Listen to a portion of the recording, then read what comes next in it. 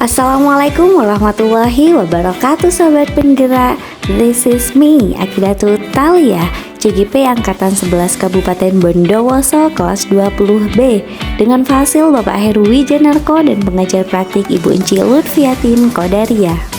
Dalam video ini saya akan memaparkan tugas koneksi antar materi modul 2.1. Pertanyaan pertama, buatlah kesimpulan tentang apa yang dimaksud dengan pembelajaran berdiferensiasi dan bagaimana hal ini dapat dilakukan di kelas. Pembelajaran berdiferensiasi merupakan pendekatan pengajaran yang memperhatikan keberagaman kebutuhan, minat, dan potensi siswa di dalam kelas. Tujuannya adalah untuk memastikan setiap siswa dapat belajar secara efektif dan optimal sesuai dengan keunikan mereka. Dalam pembelajaran berdiferensiasi, guru menyesuaikan konten, proses, produk, dan lingkungan belajar untuk memenuhi kebutuhan belajar murid yang beragam. Lalu, cara mengimplementasikannya di dalam kelas agar dapat menerapkan pembelajaran berdiferensiasi, guru harus memahami tujuan pembelajaran, mengidentifikasi dan memahami kebutuhan murid, menciptakan lingkungan belajar yang mengundang murid untuk belajar, serta melaksanakan manajemen kelas yang efektif dan melakukan penilaian berkelanjutan. Guru juga harus memahami strategi pembelajaran berdiferensiasi agar dapat menerapkannya dengan tepat. Selanjutnya, untuk memenuhi kebutuhan belajar murid, guru harus mengetahui kesiapan belajar, minat murid, dan profil belajar murid.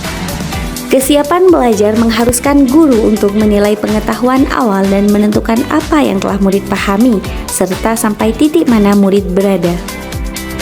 Minat adalah salah satu motivator penting bagi murid untuk terlibat aktif dalam proses pembelajaran. Kemudian, profil belajar murid mencangkup lingkungan, budaya, gaya belajar, dan kecerdasan majemuk murid.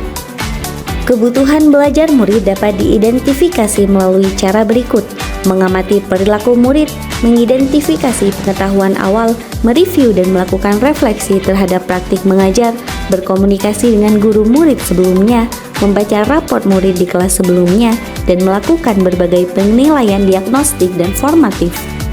Selanjutnya, strategi pembelajaran berdiferensiasi dikelompokkan ke dalam 3 strategi: 1 konten, 2 proses, 3 produk. Strategi pembelajaran berdiferensiasi konten berkaitan dengan apa yang kita ajarkan, seperti konsep, materi, atau keterampilan yang perlu dipelajari berdasarkan kurikulum. Materi yang diajarkan harus disesuaikan dengan tingkat pemahaman murid, minat, serta profil belajar murid. Kemudian, strategi pembelajaran berdiferensiasi proses merupakan serangkaian kegiatan yang memungkinkan murid berlatih dan memahami konten. Strategi ini bisa dilakukan dengan cara membedakan proses yang akan dijalani murid, misal dengan menggunakan metode pengajaran yang bersifat bebas dan beragam sesuai dengan gaya belajar murid. Selanjutnya, strategi pembelajaran berdiferensiasi produk merupakan bukti yang menunjukkan pemahaman murid dengan cara membedakan atau memodifikasi produk sebagai hasil belajar murid, hasil latihan, penerapan, serta pengembangan yang telah dipelajari. Pertanyaan kedua, jelaskan bagaimana pembelajaran berdiferensiasi dapat memenuhi kebutuhan belajar murid dan membantu mencapai hasil belajar yang optimal. Cara yang bisa dilakukan adalah dengan memperhatikan perbedaan individu. Pembelajaran berdiferensiasi dapat membantu setiap siswa belajar dengan cara yang paling efektif bagi mereka. Siswa yang memiliki kemampuan lebih tinggi dapat diberikan tantangan lebih, sementara siswa yang membutuhkan bantuan tambahan bisa mendapatkan dukungan yang sesuai. Selain itu, dengan menyesuaikan metode pengajaran dengan kebutuhan siswa, pembelajaran berdiferensiasi tentu bisa membantu meningkatkan motivasi dan keterlibatan siswa, yang pada akhirnya dapat meningkatkan hasil belajar secara optimal. Pertanyaan ketiga, jelaskan pula bagaimana Anda melihat kaitan antara materi dalam modul ini dengan modul lain di program pendidikan guru penggerak. Kaitan antara modul 2.1 dan modul 1.1 adalah untuk dapat melakukan pembelajaran berdiferensiasi, guru harus berusaha memenuhi kebutuhan belajar murid sesuai dengan kodrat alam dan kodrat zaman, sesuai dengan filosofi pendidikan Ki Hajar Dewantara. Next, kaitan antara modul 2.1 dan modul 1.2 adalah dalam melakukan pembelajaran berdiferensiasi, seorang guru harus mengimplementasikan nilai dan peran guru penggerak guna menciptakan pembelajaran yang menuntun murid ke arah kemerdekaan belajar.